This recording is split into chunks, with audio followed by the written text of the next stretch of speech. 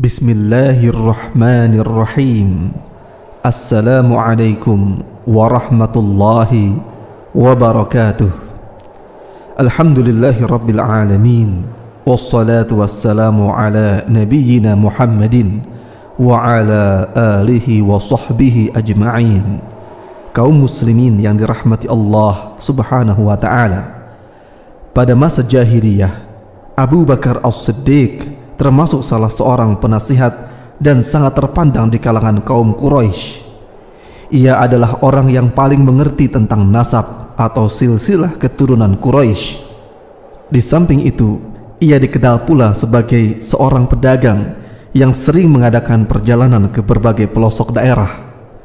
Di masa jahiliyah, ia adalah orang yang mengharamkan minuman keras atau khamr terhadap dirinya.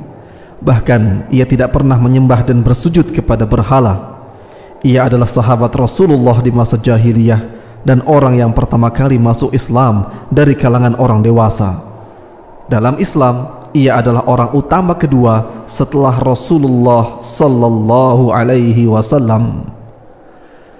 Setelah masuk Islam, Abu Bakar adalah seorang sahabat yang setia menemani Rasulullah sallallahu alaihi wasallam hingga beliau wafat. Ia berhijrah bersama Rasulullah ke Madinah, dan ia pula yang menemani Rasulullah sallallahu alaihi wasallam singgah berteduh di goa dalam perjalanan yang dikisahkan dalam firman Allah Subhanahu wa taala. إذ أخرجه الذين كفروا ثاني اثنين إذ هما في الغار إذ يقول لصاحبه لا تحزن إن الله معنا. Ingatlah ketika orang-orang musyrik Mekah mengusirnya dari Mekah, sedang ia salah seorang dari dua orang ketika keduanya berada di dalam goa. Di waktu dia berkata kepada temannya, "Janganlah kamu bersedih hati, sesungguhnya Allah bersama kita." Quran Surah At-Taubah ayat 40. Abu Bakar radhiyallahu anhu adalah orang yang paling pertama dan paling banyak menginfakkan hartanya dalam membantu dakwah Islam. Pada saat perang Tabuk, Abu Bakar menginfakkan semua hartanya sebagai bekal pasukan Islam melawan orang-orang Romawi. Ia adalah sahabat Rasulullah sallallahu alaihi wasallam yang paling utama. Abdullah bin Umar radhiyallahu anhuma meriwayatkan, "Dahulu kami memilih manusia yang terbaik pada zaman Nabi, maka kami memilih Abu Bakar, kemudian Umar bin Khattab, kemudian Utsman bin Affan. Semoga Allah meridhoi mereka semuanya." Hadis riwayat Bukhari. Penilaian para sahabat tersebut juga dibenarkan oleh Ali bin Abi Thalib, khalifah yang keempat. Di antara prestasi paling tinggi yang telah beliau raih dalam masa kepemimpinannya adalah tentang kebijakan dalam menyatukan pendapat seluruh sahabat untuk memerangi kaum murtad dengan segala persiapannya.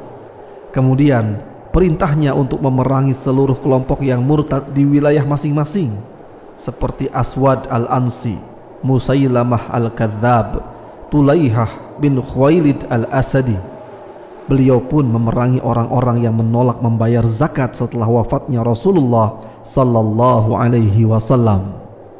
Abu Bakar pun pernah memerintahkan Zaid bin Thabit agar mengumpulkan Al-Quran dari berbagai tempat penulisan, baik yang ditulis di kulit-kulit, lempengan kayu dan batu, maupun yang dihafal dalam dada kaum muslimin.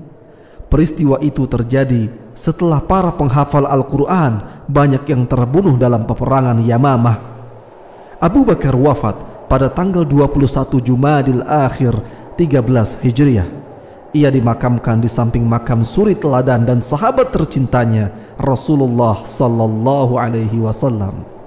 Demikianlah kisah perjalanan Abu Bakar, seorang yang sangat istiqamah dalam ketaatan, terdepan dalam pintu-pintu kebaikan, sahabat yang paling dekat dengan Nabi sallallahu alaihi wasallam, telah menghabiskan seluruh umur dan hartanya untuk membela agama Allah subhanahu wa ta'ala, menolong Rasulnya sallallahu alaihi wasallam dan menjayakan agamanya. Allahu a'lam.